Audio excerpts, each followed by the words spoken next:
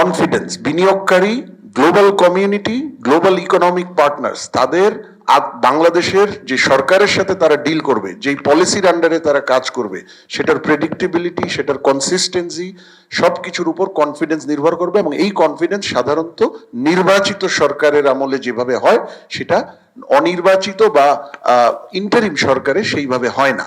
দ্বিতীয়ত হলো কানেক্ট।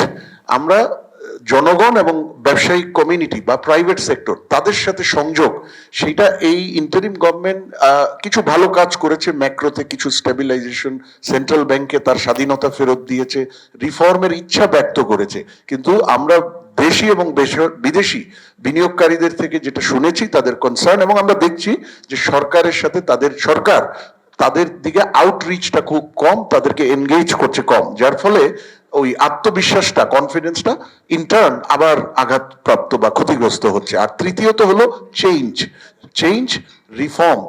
এই রিফর্ম বাংলাদেশের জন্য, বিশেষ করে trade and investment reform, overall economic management reform, এটা আজকে বহু বছর ধরে ডিউ হয়ে আছে।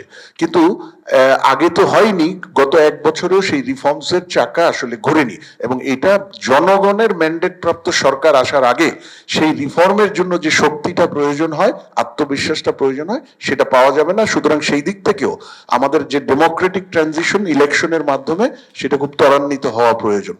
Thank you.